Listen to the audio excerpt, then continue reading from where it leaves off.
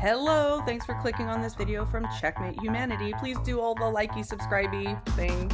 I know, I'm copying Emily G. Baker. I just like her.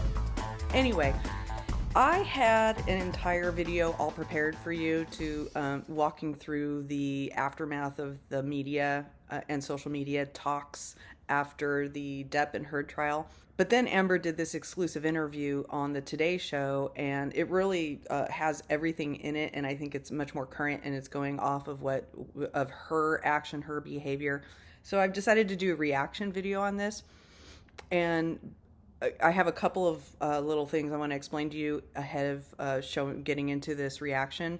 First of all is that I tried to do this whole reaction with me on camera, like a picture-in-picture situation, but unfortunately, when I recorded it, the picture from the in-picture didn't record appropriately, so you're just going to hear my voice. So that's one thing. I prefer being on camera, having you be able to see my facial expressions and things like that, connecting with the audience, but unfortunately, I wasn't able to preserve that. The second is that I am analyzing this and reacting to this from a variety of perspectives. One is Amber's behavior and how her personality disorders come to bear in interviews like this and in this entire situation.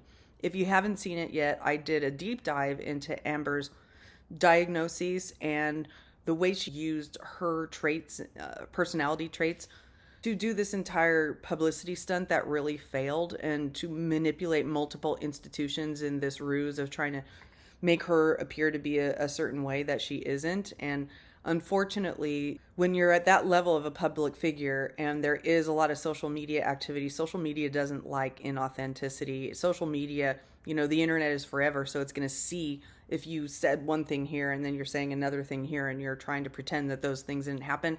And that's what she's been doing this entire time.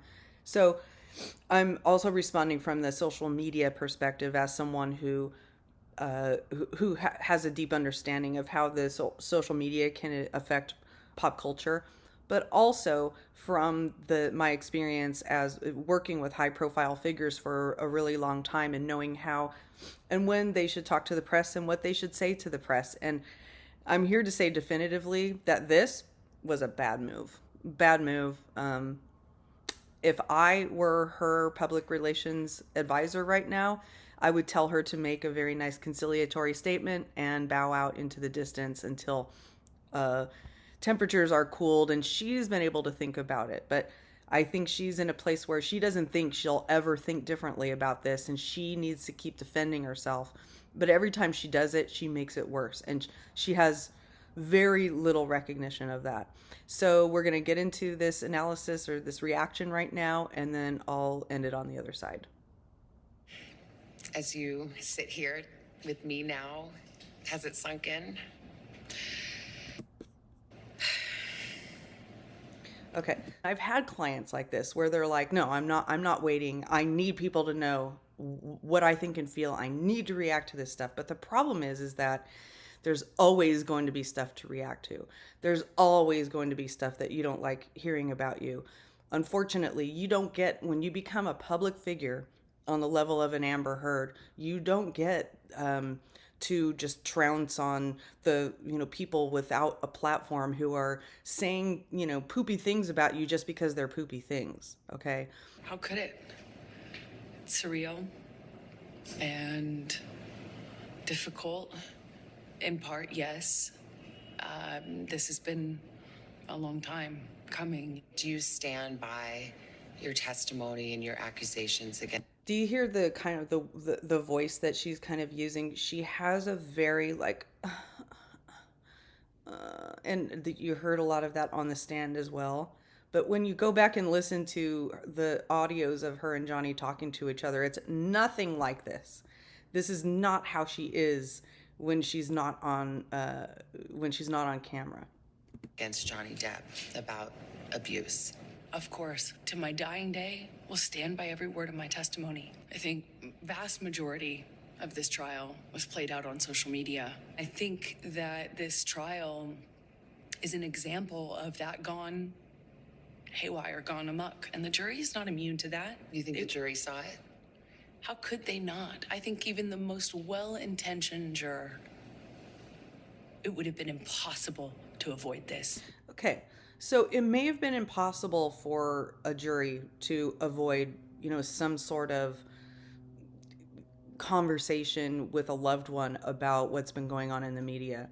But the most well-intentioned juror is also not going to factor what they're learning during the trial into their decision.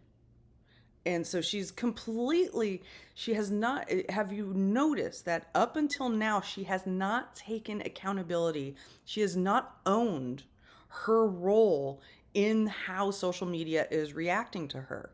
Social media has always been, it's been a very quirky thing.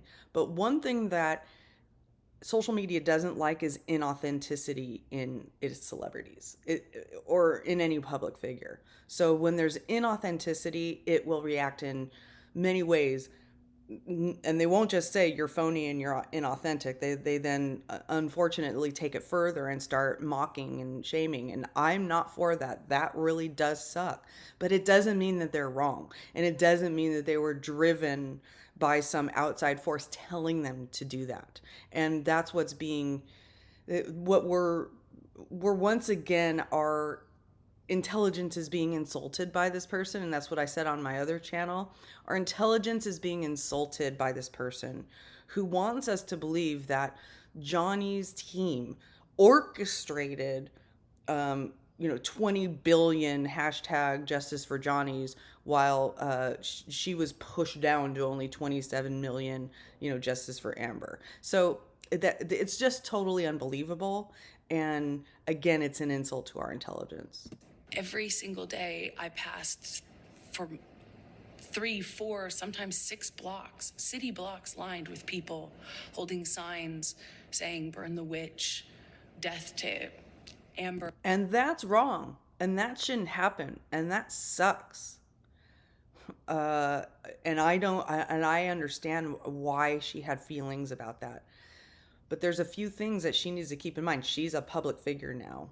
Unfortunately, people get to do that kind of thing. And also, it's not necessarily driven by and orchestrated by a specific, one person.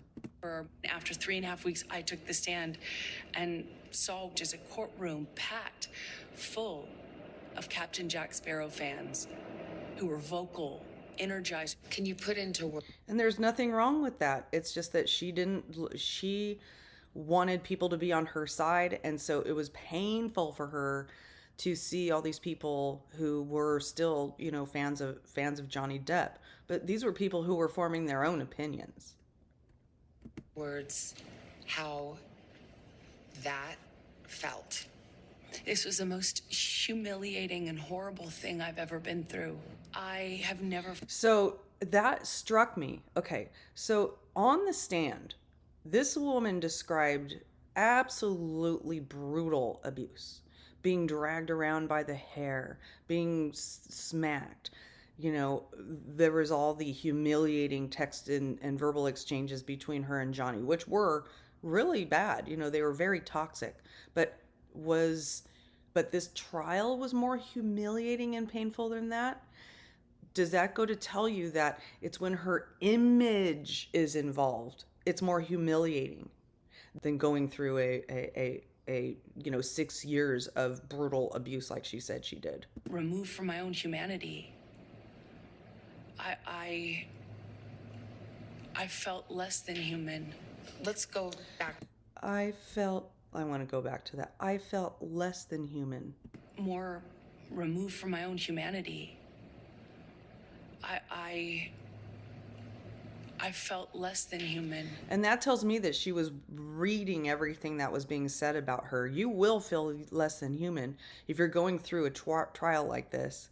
And there are a lot of people who favor the other side. And people suck in many ways, especially on social media. They will be brutal, especially when it's somebody that they don't know and that they're angry at. So they'll say the worst, most horrible thing. If I was her advisor during this time, I would say, don't read it. Don't look at it. Don't pay any attention to it. I will shield you from it. Read a book.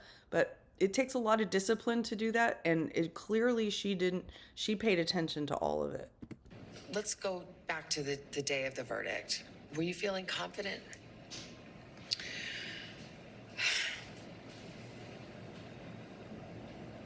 That's a great question.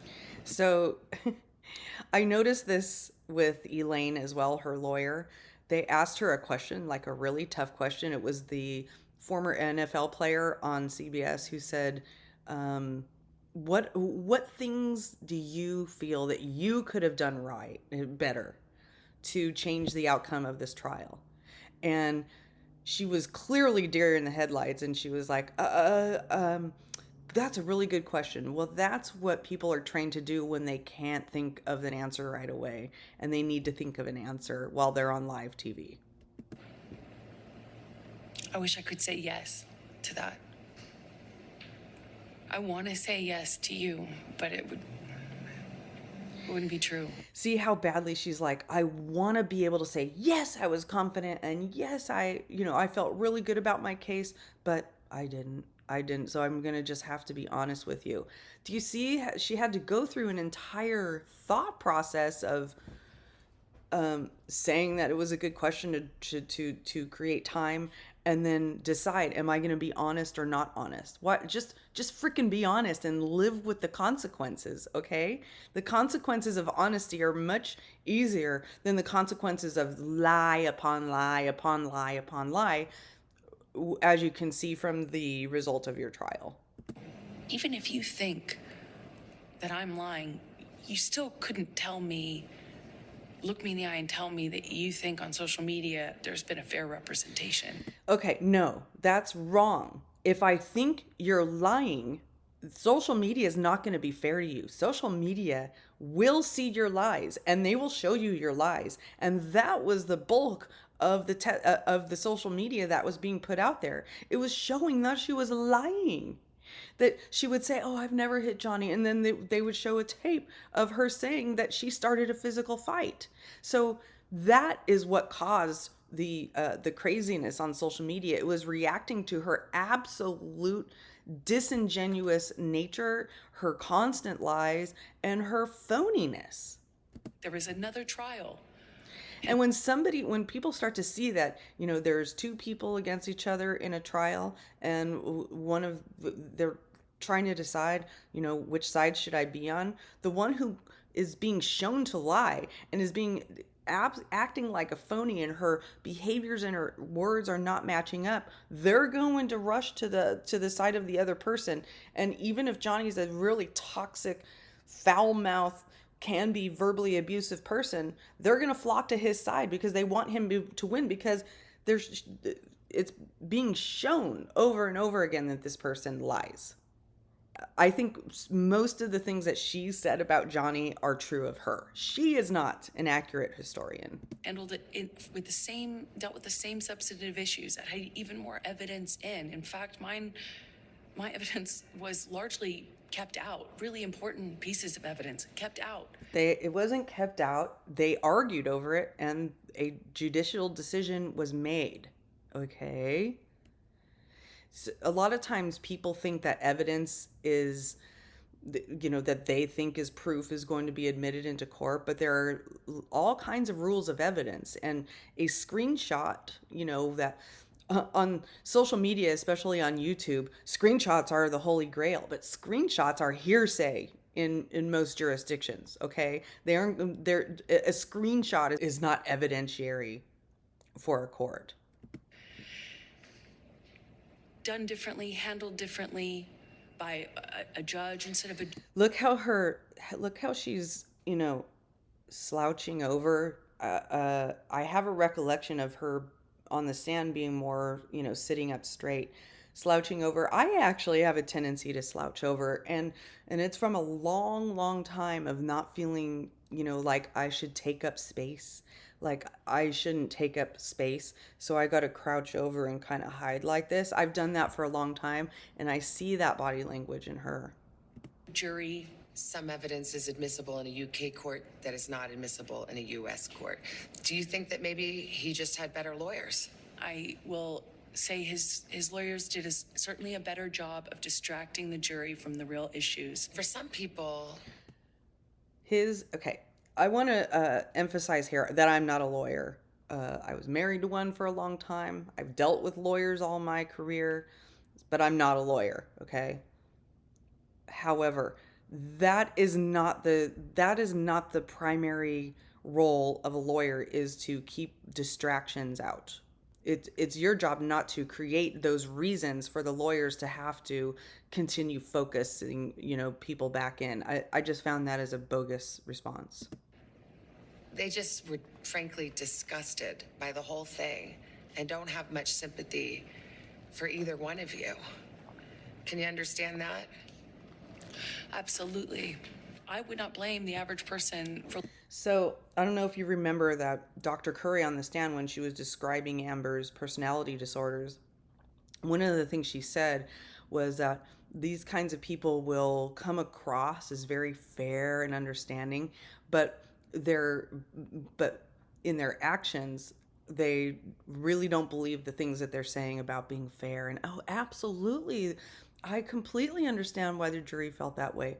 No, she doesn't. I understand why people didn't have sympathy for both of us. No, she didn't. She wants you to think that she understands that so that she can then try to get her point across, which is opposite or different or off track from, really believing that the jury had the right to feel the way they did. For looking at this and how it's been covered and not think that it is Hollywood brats at their worst. But what people don't understand is it's actually so much bigger than that. This is not only about our First Amendment right to speak. But here's the thing about the First Amendment. The First Amendment protects free speech. It doesn't protect lies that amount to defamation. Exactly. And that was the issue in the case. So see how she's agreeing? It doesn't protect lies. Yes, exactly. You can't go into the free speech does not protect you if you go into a crowded theater and you scream fire. See, but she forgets the most important part. It is okay if you go into a crowded theater and scream fire and there is a fire, but not if there isn't a fire. And she's forgetting that part. So the issue is that she kept screaming fire where there was no fire. We get the concept of free speech from the Greeks. My understanding of what that means is not just the freedom to speak. It's a freedom to speak truth to power. Yes, it's the freedom to speak truth to power, but it's the freedom to speak truth to power truthfully. Okay? Not manipulatively. Not to coerce people to believe something that you want them to believe. Not to use entire systems and institutions to coerce people to believe something about you that isn't true, or about somebody else that isn't true. That is corrupt and abusive and wrong, and she is being shown to be that kind of person. But truth is the word. Yes. And that was the issue. And that's all I spoke. And I spoke it to... That's all I spoke. Like how I whistled there. That's all I spoke. That's all I spoke. That's a very angry response. If she really had spoken truth, A, there would have been a different outcome, and B, she wouldn't be so angry and defensive when someone says it means the truth. She would expound on what it means to speak the truth. To power, and I paid the price. Oh, I spoke truth to power and I paid the price. No, you have been shown to have lied and now you're paying the price for that. Just go away. Go with your beautiful little baby to Yucca Valley, hunker down for a while there, and come back out after you've had a good think on this. Okay, Amber? In the closing arguments, the DEP lawyer called your testimony the performance of a lifetime and said you were acting. What do you say to that? Says the lawyer for the man who convinced the world he had scissors for fingers. So that's not an answer. So what she's basically saying is that he's an incredible actor. He was able to convince, his audience that he was a guy named Edward Scissorhands. But she's an extremely passive aggressive person. And listen to the way she says this again. In the closing argument and said you were acting. What do you say to that? So she's pinpointing the person who said it, not what is being said about her. Okay. She's not saying, I wasn't acting. That was me. That was real. Okay. She's defending herself by attacking the idea that was put forth by the lawyer, by attacking one of Johnny's most beloved characters. Says the lawyer for the man who convinced the world he had scissors for fingers. I mean, that's nasty. I'm the performer. I had listened to weeks of testimony insinuating that, or saying quite directly that, I'm a terrible actress. Yep. So I'm a bit confused how I could be both. Yeah. You were such a terrible actress that you didn't convince anyone what you were saying on the stand. And if you want to see more on that, on my other channel, Trauma and True Crime, it's my most recent video. Depp team argued that you were the abuser, that you instigated physical violence. Did you? I never had to instigate it. I responded to it. When you're living in violence and it becomes normal, as I testified to, you have to adapt. You say you were responding, but there is evidence. There are tapes in which you acknowledge hitting. Yeah. There are tapes in which you say, I started the fight. And also, in this lengthy body of audio tapes that have been put out, do you ever hear Amber complaining to Johnny about physical violence? If you see anything like that, tell me. But I've never seen anything like that. All she complains to him about is running away when she starts the physical violence. I know much has been made of these audio tapes. They were first leaked online after being edited. What you would hear in those clips are not evidence of what was happening. It was evidence. You edit people's tone and condescending language. I'm sure it was edited for brevity, so that there were things that were cut out that maybe weren't relevant. But once again, she's going after the fact that they were leaked. So that needs to be the problem, rather than the behavior of hers that is displayed in those tapes.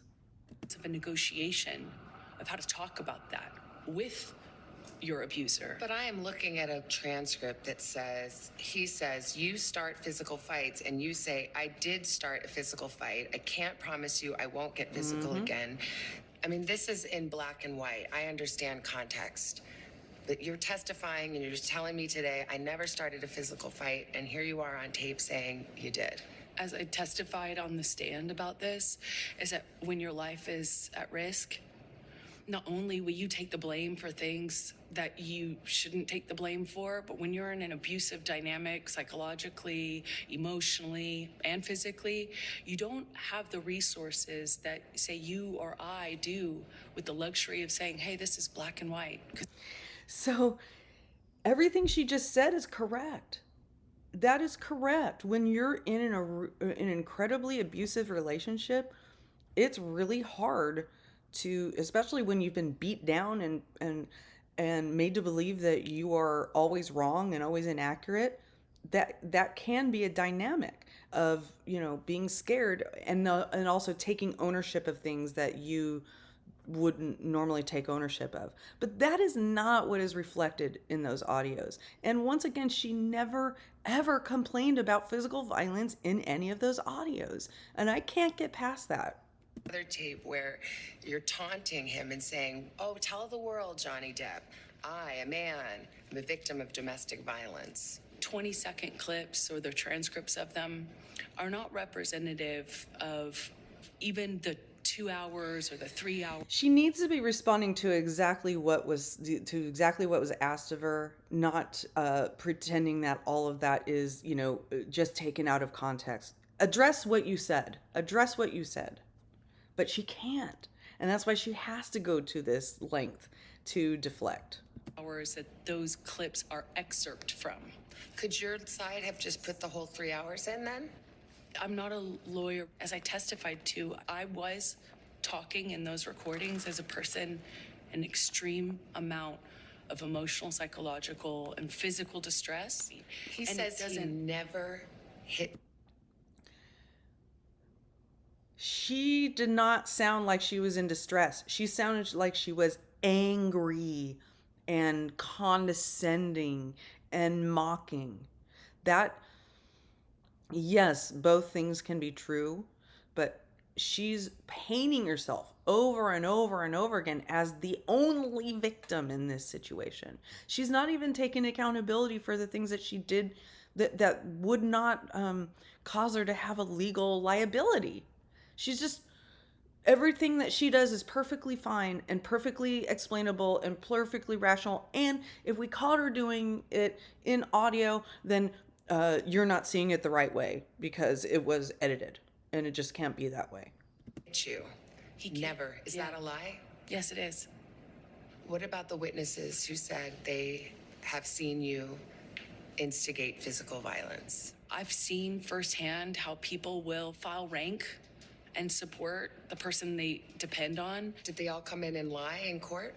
That is the hilt of insulting and condescending and privilege.